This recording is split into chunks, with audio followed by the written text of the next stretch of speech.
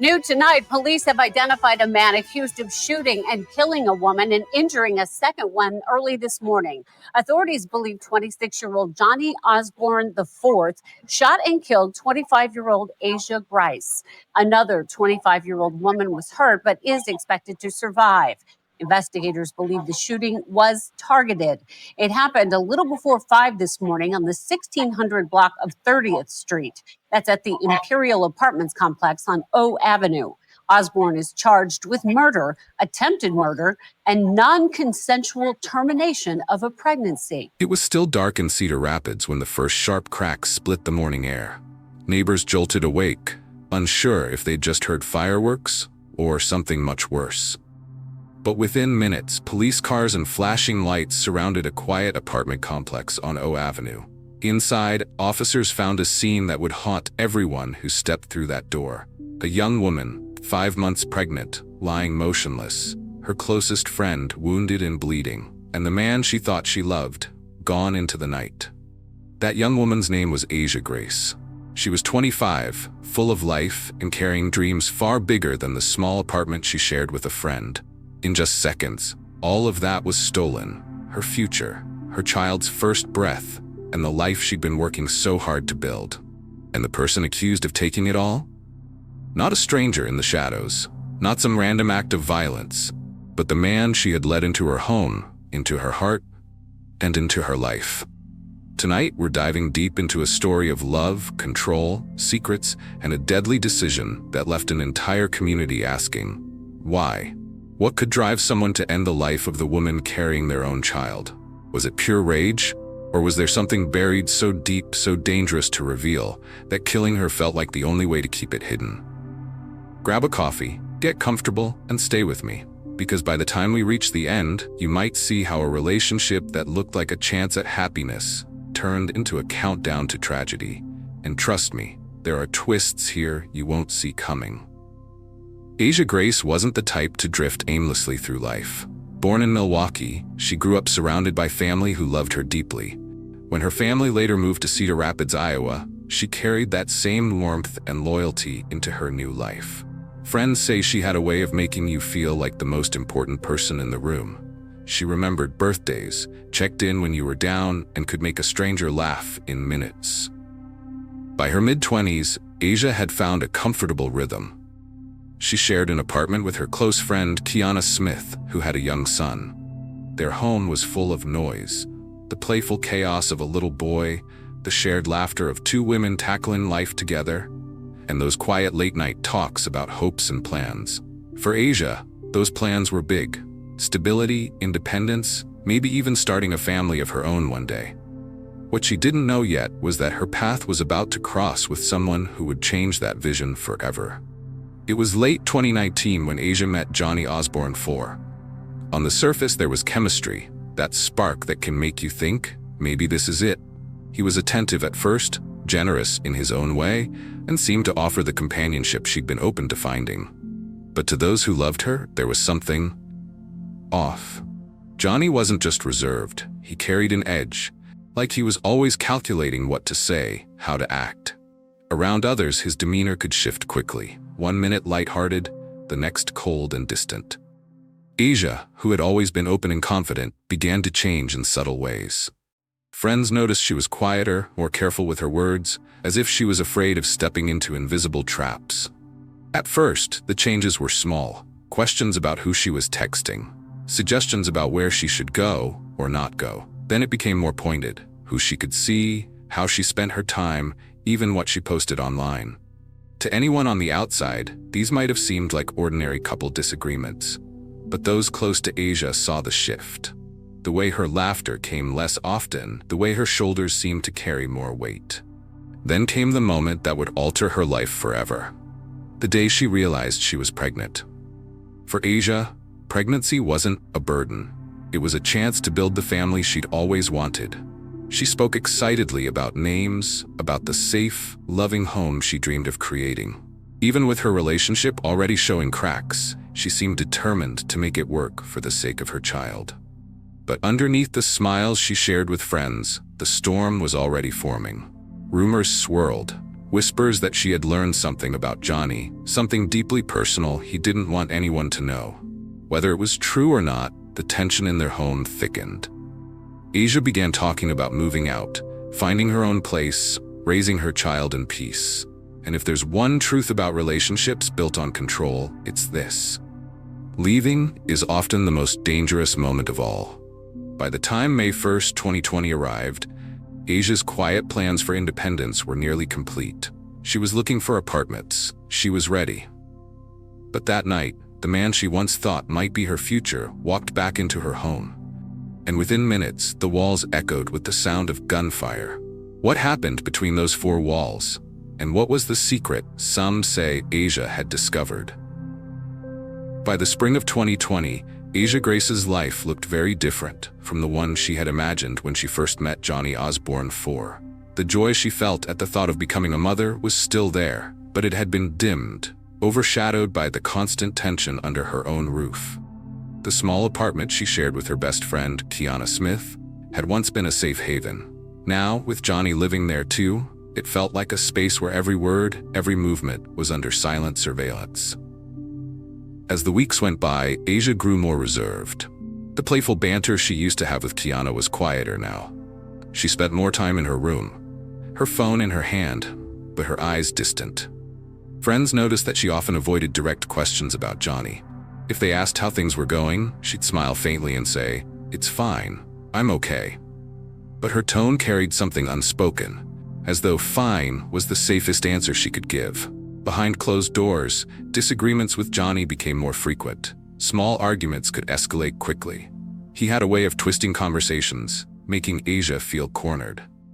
And there was something else, those whispers she had heard, the ones that suggested Johnny was hiding a part of his life from everyone.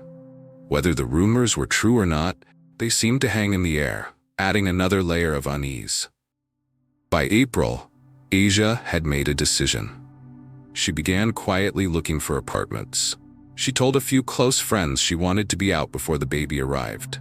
She imagined a nursery in soft colors, a small kitchen where she could cook without tension in the air, a place where she could breathe freely again.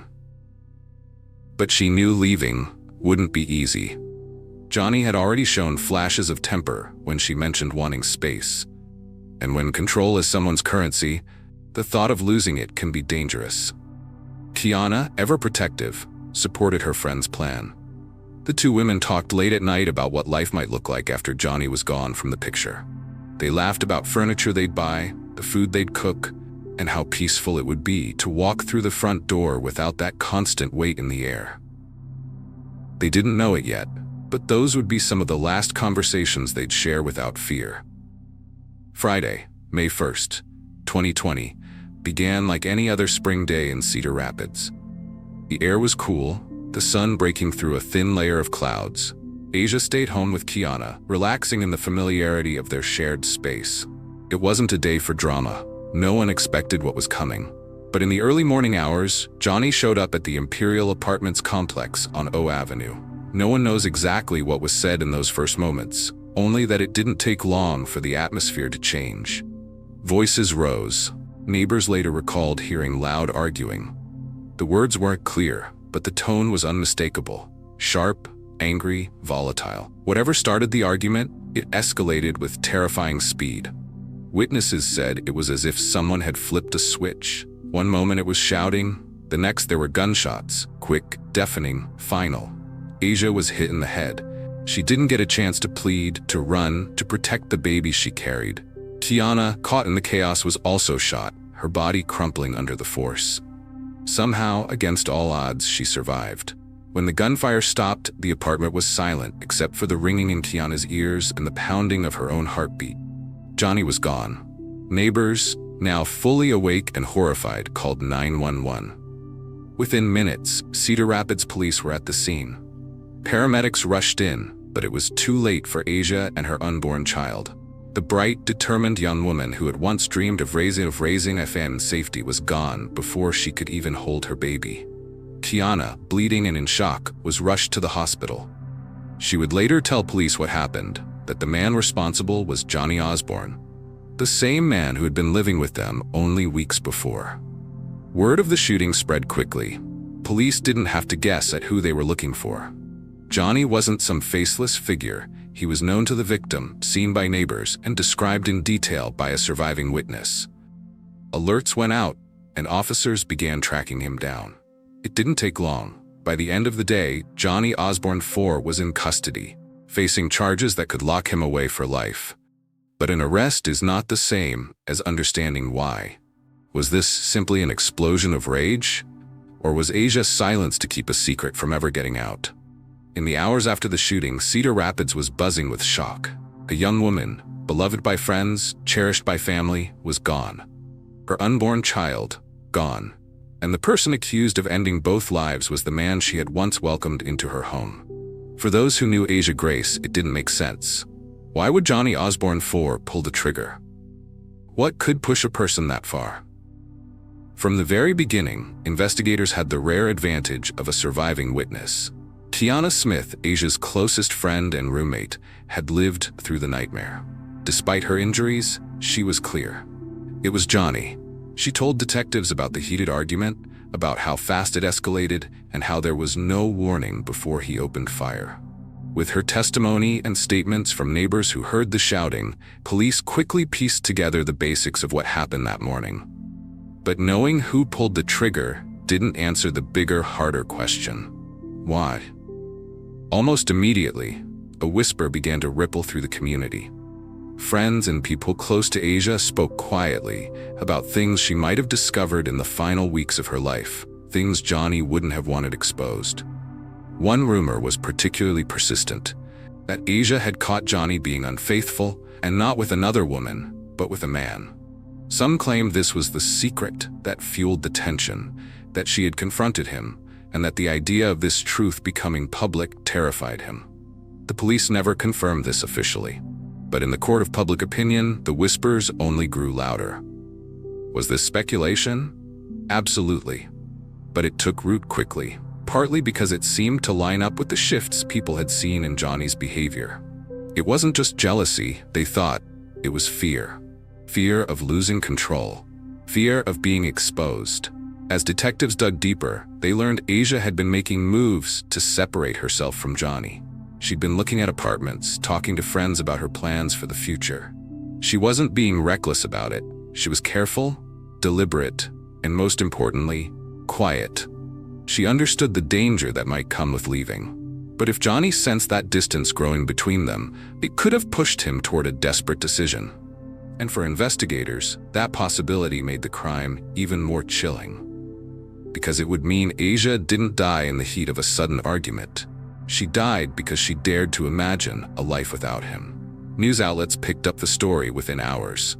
Photos of Asia smiling, pregnant, and full of life began circulating online. The comment sections were filled with disbelief, heartbreak, and anger. Why would someone do this to her? She was always smiling, always helping people. She didn't deserve this. Neither did her baby.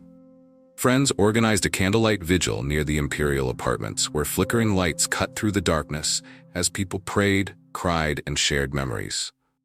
For many, it was still impossible to process that the young woman they'd spoken to just days earlier was gone forever. While Asia's family mourned, Tiana fought through her own recovery. Physically, the doctors told her she was lucky to be alive. Emotionally, she was carrying a weight that would never fully lift. She had been there. She had seen it. She had felt the moment life changed forever. Tiana didn't just want justice for Asia, she wanted the whole truth. She believed others might have helped Johnny in some way, before or after the shooting, and she made it clear she wouldn't stop speaking out until everyone involved faced consequences. But in the legal system, truth and justice don't always move quickly. And as Asia's family and friends waited for the next steps, they were about to learn just how slow and frustrating the path to the courtroom could be. In the weeks after Johnny Osborne IV's arrest, it seemed like a straightforward path to trial.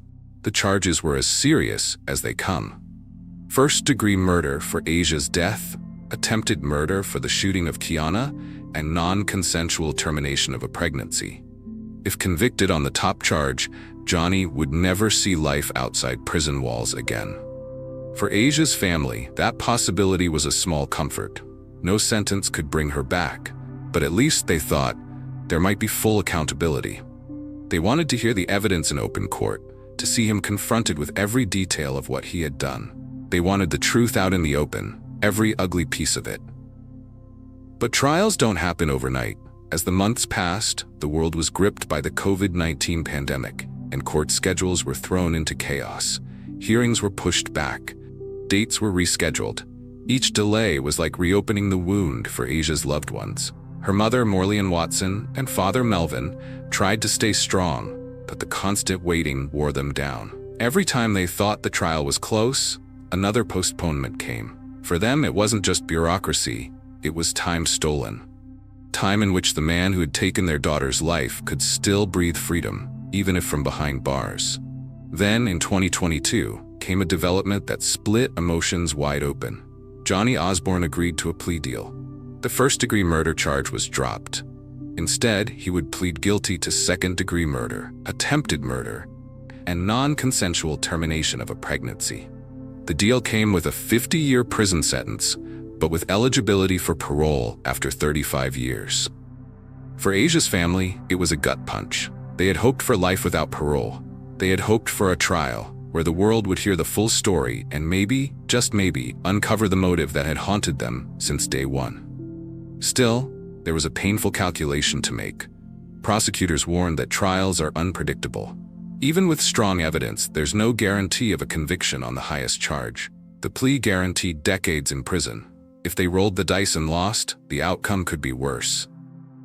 The Lynn County Courthouse was heavy with emotion the day Johnny was sentenced. Asia's loved ones filled the seats, some holding framed photos, others clutching candles from past vigils. At the front of the room, an urn containing Asia's ashes sat quietly. A heartbreaking reminder that her voice could no longer speak for itself. When it came time for victim impact statements, Asia's family didn't hold back. Her father, Melvin, held up a pink decorative flower from her memorial and a poster from her celebration of life. His voice cracked as he told the court, "This and this is all I have left of her." Her mother's words cut even deeper. Standing firm, she refused to show Johnny tears, refusing to give him the satisfaction. "Because she's not gone," she said. "I carry her with me. In my hair, in this ring, in my tattoo. She's right here. You did that, Johnny, look at her." Then Kiana spoke. She called the day bittersweet. Bitter because she had lost her soul sister and her unborn godchild. Sweet because she had survived to make sure justice was served. Her words were direct. "Monster. That's what you are. And I'm thankful you didn't get away with it." But she also made it clear she believed others had played a role, that there were still unanswered questions about what happened before and after the shooting. It was a statement that hung in the air, unaddressed by prosecutors, but impossible to ignore. The judge's decision was final, 50 years in prison, with the possibility of parole after 35. For some, it was a relief to see him led away in handcuffs, knowing he would spend decades behind bars. For others, it was a bitter compromise, justice, but not enough. But even as the gavel fell, one thing was still missing: a motive. Johnny never explained why he pulled the trigger. And without his words, the truth would have to come from those who knew Asia best, and from the pieces of her final days that they were still willing to share. By the time Johnny Osborne IV was led out of the courtroom to begin his decades-long prison sentence, one thing was painfully clear. The justice system had done its work, but it had not given the full truth. There was no official motive on record, no explanation from Johnny himself. He never took the stand, never spoke in detail about that morning, never gave Asia's family the closure they needed. And so, the questions remained. Why? Why would a man end the life of the woman carrying his child? What was so heavy, so dangerous to reveal, that killing her felt like the only way out? In the months after the shooting, whispers that had started in private began surfacing more openly in online discussions and community conversations. Friends of Asia, people who had known her for years, said she had hinted in the weeks before her death that she had learned something about Johnny. Something that, if it got out, could change the way people saw him forever. The rumor was that she had caught him cheating, and not with another woman, but with a man. Those who repeated it believed that this wasn't about infidelity alone. It was about identity, image, and fear of exposure. If the man in question was living a life that contradicted the persona he projected, Asia knowing could have felt like a loaded weapon in itself. Police never confirmed this theory. They kept their statements to the facts. There had been an argument, it turned violent, and Asia was dead. But to the people who knew her, the rumor fit too neatly with the sudden escalation, the controlling behavior, and the sharp decline in her happiness after moving in with him. Even without the rumor, there's a truth that advocates for domestic violence victims know all too well. The most dangerous time in an abusive relationship is when the victim decides to leave. It's the moment when the abuser feels their grip slipping, when control starts to crumble. Asia had been planning her exit. She was looking for her own place. She was dreaming of a home where her baby could be safe, where laughter could replace tension. But those plans, as hopeful as they were, may have been the very thing that sealed her fate. Johnny never gave the family a why. Not in court, not in a letter, not in any way that could offer closure. He sat through sentencing without breaking the wall of silence he had built from the day of his arrest. To Asia's family, that silence felt like its own act of cruelty, a refusal to acknowledge the depth of what he had taken from them. Some believe that in his mind, no explanation was safer than the truth. Others think the truth would have confirmed their worst fears. In the years since, Asia's loved ones have made it their mission to ensure she's remembered for the life she lived, not just the way she died. On anniversaries of her death, they gather for vigils. A tree has been decorated in her honor, its branches wrapped with pink and white ribbons. Photographs and handwritten notes from family, friends, and even strangers who were touched by her story. At these gatherings, the air is heavy with both love and frustration. Love for the woman they lost, and frustration that they may never have every answer they need. They share stories of her kindness, her laugh, her loyalty. They talk about the mother she would have been. They hold each other up because they know grief like this never truly ends. Every time Asia's family looks back on those final weeks, the same questions return.